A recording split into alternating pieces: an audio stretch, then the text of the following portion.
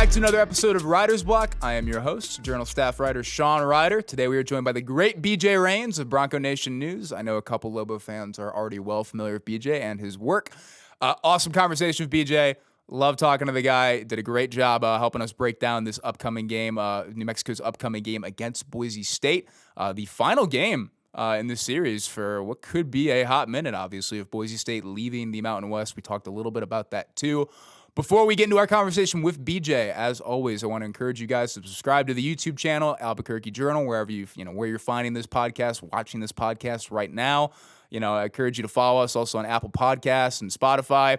And I encourage you guys, as always, to tune into the live shows that Jeff Grammer and I do every Tuesday after Jason Eck's weekly press conference, and either Friday or Saturday, whenever the football game is done, usually about 45 minutes to an hour after.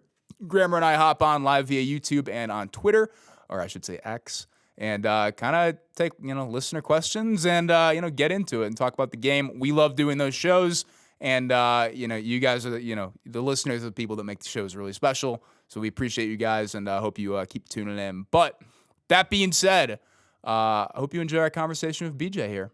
If you enjoy our podcast, please like and subscribe and consider becoming a digital subscriber to the Albuquerque Journal to help us bring you more content like this. You can find this episode and all of our podcasts on the Albuquerque Journal website, abqjournal.com, as well as YouTube, iTunes, and Spotify. See the show notes for a discount code on a digital subscription. Thank you for supporting the Albuquerque Journal, New Mexico's leading news. All right, I am pleased to be joined by the great BJ Rains with Bronco Nation News. BJ, thank you for coming on today, man. Hey, man. Appreciate you having me. How's it going? It's good, man. I do want to start off with this. Of course, UNM head coach Jason Eck is a guy that spent the last 3 seasons coaching at Idaho, up in Moscow, up the road from Boise. Never got a game against Boise, of course, but how do Boise fans look at a guy like Eck, who really resurrected Idaho after a pretty horrible stretch?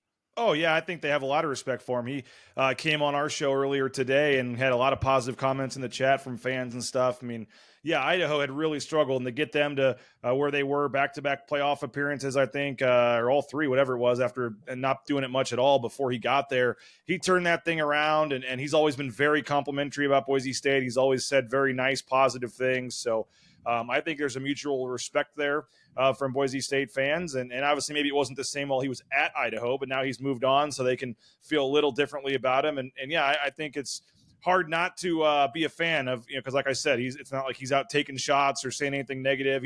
Even when he was at Idaho, he was always very positive about Boise State when he would do his weekly radio appearances and things in Boise. So I think they love his offense, love his trick plays, wish they did it more at Boise State, and they have a lot of positive things to say about him coming into this game.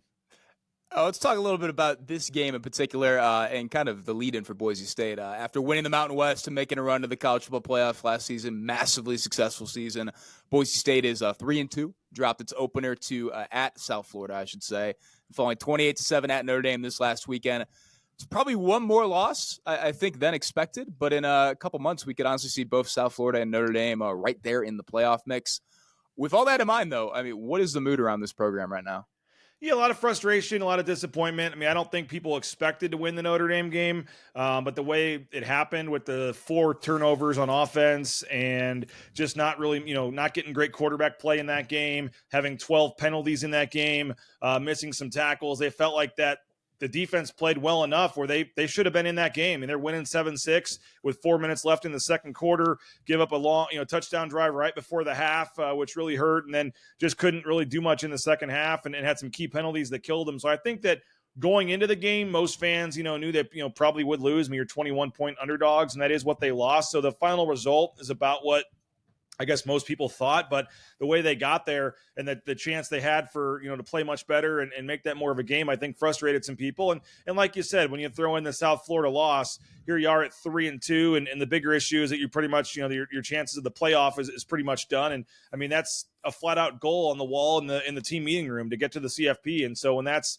a very slim chance at this point, a lot of folks are kind of disappointed for that, but still a lot of games left. Still undefeated in Mountain West play. Spencer Danielson has never lost to a Mountain West opponent before. And so I think if you kind of try to spin it forward for Mountain West play here, still a chance to go 10-2 in the regular season. You're going to be favored in every game you play the rest of the season.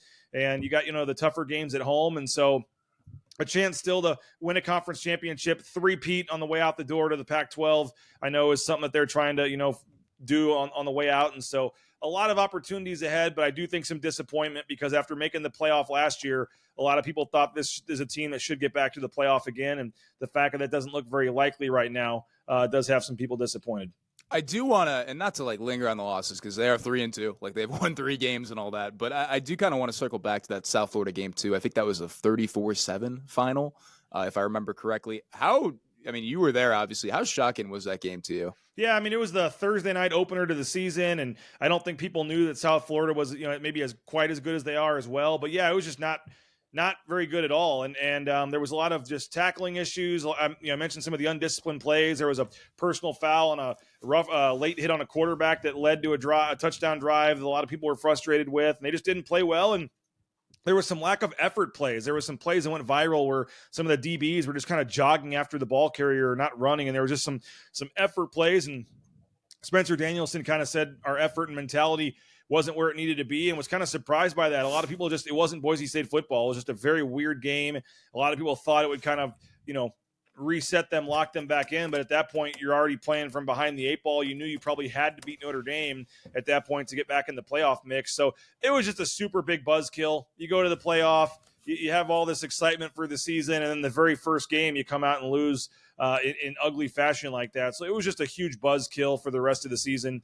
And they've been playing from behind pretty much ever since. And like I said, now the playoff talk's pretty much done around here. You got to just try to, win the Mountain West Conference and three-peat on the way out the door. That's kind of the best goal they have left. And like I said, for some fans, that's not good enough. This was a playoff or bust type thing. After you make the playoff, you're Boise State. They have super high expectations here. So I think some folks are frustrated, disappointed in the way it's gone. But I think if you kind of take a step back and take a deep breath and say, okay, you can still go 10-2. You can still win that third championship in a row, and you can still win 12 games if you win a bowl game as well. Still a lot of reason for optimism around here. You kind of touched on a couple of them there, kind of running through the losses and all that. What have kind of the issues been for this team that you've seen at the start? Well, the penalties have been a big one, and they, like I said, there was a really key personal foul penalty that killed them. It really changed the momentum of the game in the South Florida game. They've had at least 12 penalties in 2 of their last 3 games. They won the game against Air Force. They had 10 or 11 penalties in the first half alone in that game. And then against Notre Dame, they had 12 or 13 penalties again. So penalties have been a huge problem, putting them behind the chains. Special teams have not been great. They gave up a fake punt for a touchdown against South Florida. That was a killer play in that game. They've had a little bit of, inconsistency in the kicking game. They don't feel great, at this point, probably about the field goal kicking just because they haven't really been proven much. And that was a problem, out of camp coming into the season. And they were already giving different kickers a try, in week 2 of the season. So I think special teams is something that's probably still not where they want to be.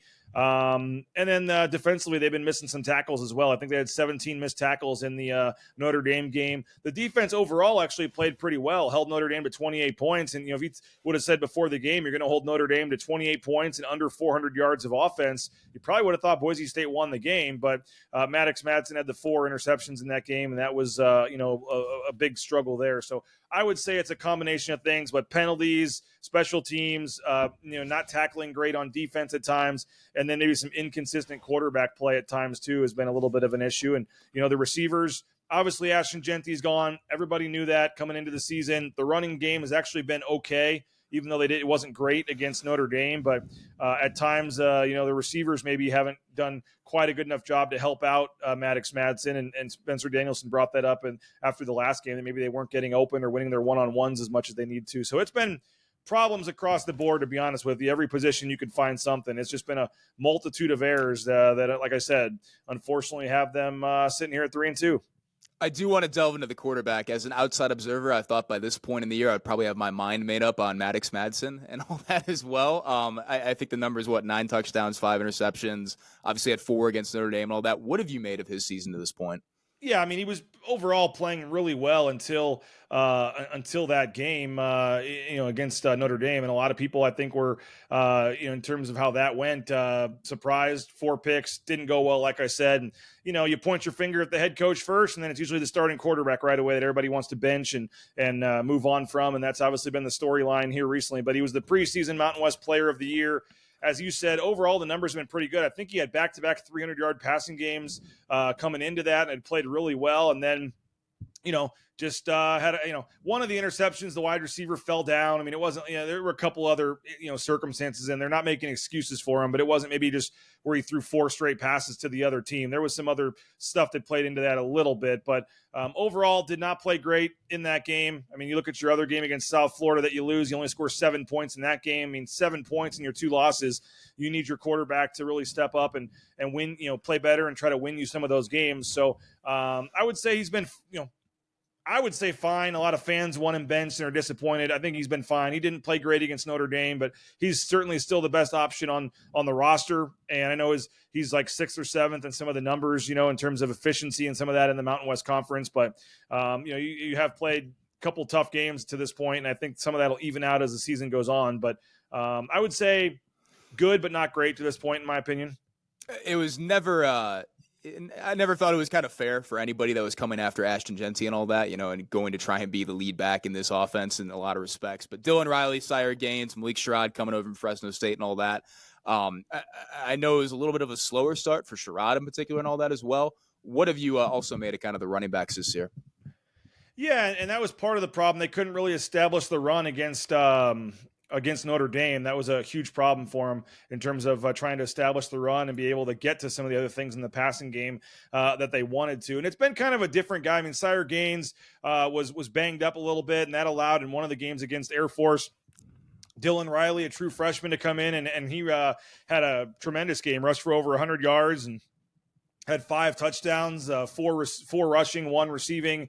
I mean, Boise State still ranks 34th in the country in rushing, so it's not like it's been some horrible, rushing attack, and they're not able to replace Ashton Genty. I mean, it hasn't been great, but there's still averaging almost 200 yards a game on the ground. They had a 300-yard rushing game, I believe, earlier this season. So they have different guys. I mean, Sire Gaines is supposed to be kind of the next NFL running back from Boise State, and he hasn't maybe necessarily showed that to this point.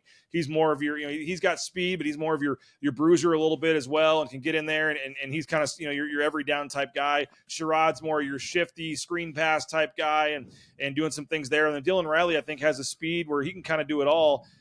So they're still kind of figuring that out a little bit. The carry distribution has kind of changed every game, but between those 3 guys and a veteran offensive line, the running game's been fine. Another thing that I'd probably say, it's been good, but not great to this point. But they've got 3 backs, and Breezy Dubar was supposed to be number 2 or number 3 on the depth chart, has been hurt all season. He just got back as well, so they've actually got 4 running backs that they feel pretty good about, and we'll see kind of what the carry and distribution looks like. But I would assume Sire Gaines is kind of the guy they want to ride at this point, and I would suspect him to get the majority of the carries here moving forward.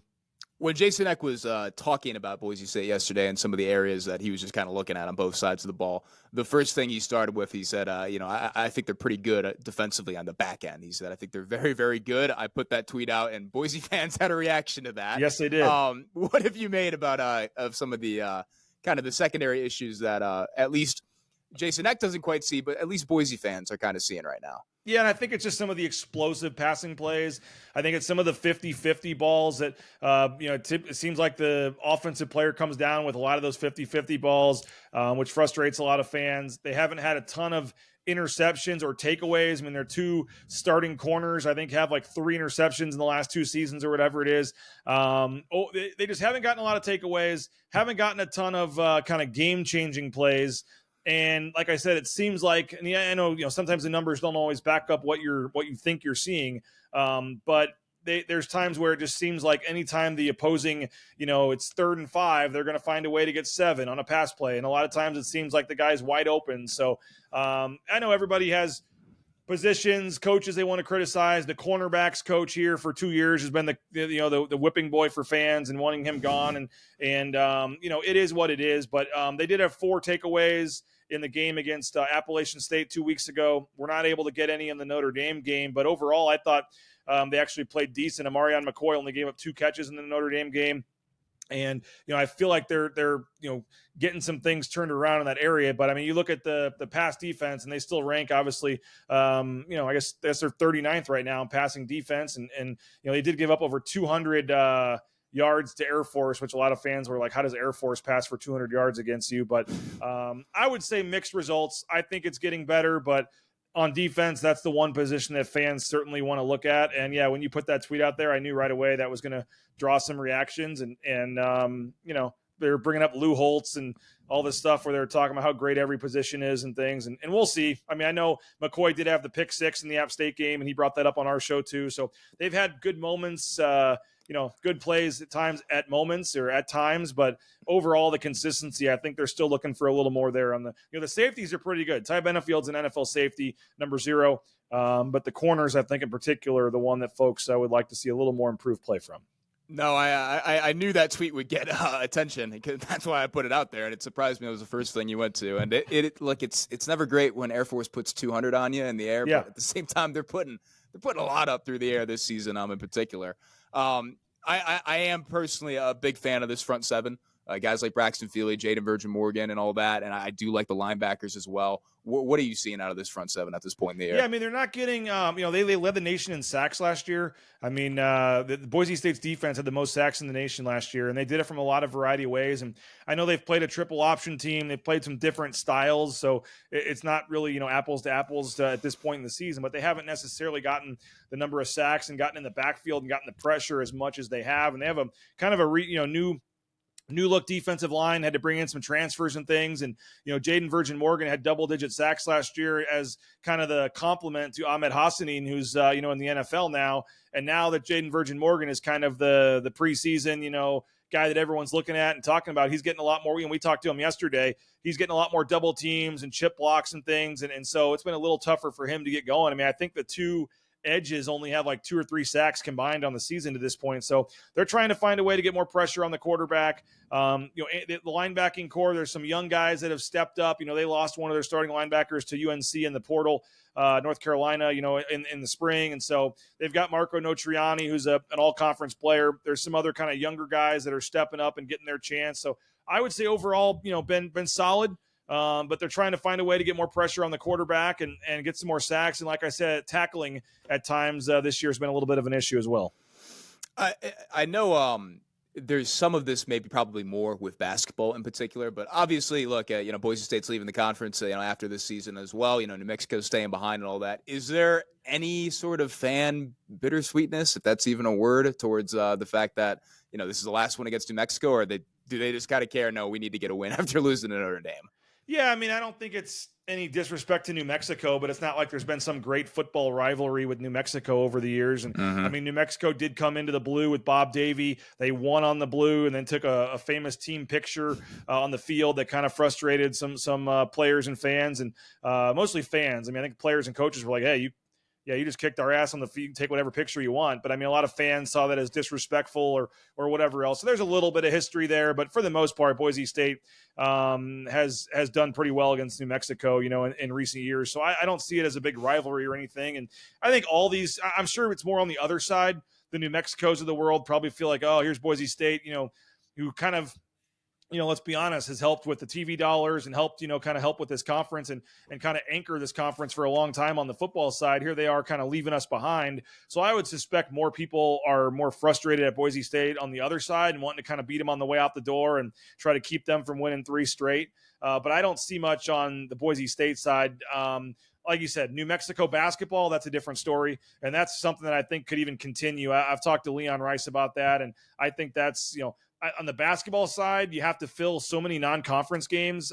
I totally think that whether it's Nevada, New Mexico, I mean, I'm not sure these teams leaving are going to be rushing to go to Laramie or you know, Colorado Springs, the challenging games there. But I think New Mexico and I think Nevada are 2 teams that Boise State would love to keep playing in basketball and probably will, just because of the great game you get going to the pit and vice versa. So, you know, long-winded answer to your question. I don't see it on the football side. I don't think that's going to be the opening to my pregame show on Saturday. Probably isn't going to touch on it's the final ever meeting, you know, or regular scheduled meeting between New Mexico and Boise State. It'll come up at some point. It's a storyline. It's a topic, but I don't think, you know, fans are cheering any louder in the stands on Saturday because or thinking, hey man, I'm going to shed a tear here because this is the last time that I'm going to see New Mexico on the blue for a while. I just again, no disrespect to New Mexico, they just don't have the history and that rivalry that maybe a Nevada and a Boise State does. I mean, they've been playing for 100 years or whatever going back, and some of these other rivalries that are going away as well. I see those probably being bigger deals, but certainly New Mexico. They've always been, fun games, good games. And like I said, New Mexico has won on the blue, which is what a lot of teams can't say they've done that. So looking forward to Saturday, but I don't see that in this game being a huge storyline. Yeah, UNM, I was talking with one guy this week about this, and he said, is there he posed the question, is there a chance that, because UNM is nestled in between the schedule between Notre Dame and another big one with UNLV, is there any chance that UNM might get looked over? I said no. I think the fact that they lost to Notre Dame is going to have them kind of galvanized for this game and all that. How are you looking at that, and what have you kind of heard from coaches and players this week about how they're treating New Mexico? Yeah, and somebody on our show this morning, actually, maybe it was the same guy, brought it up in the YouTube chat. Is this a trap game for Boise State? I just don't see it. Anytime you're coming off a loss, I don't know how if you're coming off a loss, I don't know how you can not be focused and ticked off and ready to go in the next game. If they had somehow beaten Notre Dame, then I would say, sure, it looks like a perfect trap game, but you lost, you scored 7 points. You have a lot of issues you got to get fixed. I don't think you can be looking at all towards UNLV next week. I mean, if you don't win this game, you're behind the 8 ball, for a lot of things and in terms of the conference. So I would think no. I mean, these are college kids, 18 to 23-year-olds, who knows what's going on and what they're thinking, but I don't see that at all. Now, I'm not saying that means Boise State's guaranteed to crush them. I mean, New Mexico's done some nice things and is a solid team, and I know the spread is what it is, but I mean, I certainly think it has a chance to be a competitive game. But if Boise State were to lose, I don't know if it was because they were overlooking them. I think it would just be because New Mexico came in and has had a great plan and played well, and Boise State maybe isn't as good as people thought. I don't know, but UNLV, Boise State's had some good games against them, but they've also beaten them, the last couple of times they've played them as well. So that'll be a big game next week. But this week, I think coming off the loss, Boise State's probably not the ideal situation, to be honest, for New Mexico coming in here, where you have a ticked off Boise State team that's 3-2 and trying to get things rolling again in the conference. I think you could get a pretty focused, dialed in Boise State team in this game, to be honest. Yeah, I kind of thought, if James Franklin was coaching Boise State, maybe it would help New Mexico a little bit here. But no, I kind of agree with you completely. To kind of wrap it up on this, last time these two teams played, Devin Dampier made his first career start in a 42-14 loss at Boise State, and Boise State fired former head coach Andy Avalos next day. That was one of the weirder Sunday morning kind of wake-ups, too, and I'm sure it was plenty weird for you, too. Yes. Plenty has changed since then. With that in mind, man, do you have a score prediction for Saturday's game at this point? Well, you just gave me like a story idea. I got to dive into that more the morning after the last time they played. Yeah, that was a crazy situation because they had already decided, I guess, before that game they were going to fire Spencer Danielson or fire Andy Avalos no matter what. So there's the AD watching that game, knowing he's going to the next morning have to fire Andy Avalos, and then they win 40-14, like you said, and maybe they're turning the corner here. And we did it was one of those late games, I believe. So late, yeah. Another one like this one that was 7:45, 8 o'clock, and we were doing our post-game show at a bar across the street till like 3 a.m, and then you're trying to take your kids out to breakfast the next morning, and all of a sudden you get a text, Pete Thamel, who else, were reporting that Andy Avalos is being let go, and it's like, all right, we got to get the food to go, boys. Sorry. And so it was a crazy crazy day, crazy time. Like I said, I like what New Mexico's doing, man. I like Coach Eck. I really do think he's a guy that hopefully can stay there and really build that program. The UCLA win was a cool moment and kind of a nice stepping stone for their program and what they're doing there. And I thought that was really cool. And I like the offense. And like I said, I kind of joke about it, but I'm kind of being serious. Like, Boise State fans are used to being the one that runs the trick plays and having these fun-looking offenses, and they really aren't doing that much anymore right now. They're more of just a traditional, we think we're better than you, we're just going to line up and ground and pound, and the creativity is lacking a little bit in the offense, which a lot of fans are kind of frustrated about and wishing there'd be more of. So New Mexico is going to come in and run their trick plays and have their offense, and we'll see how Boise State can react to it. But I do, with all that said, and I do think New Mexico can get to a bowl. I think this can be a great season for them.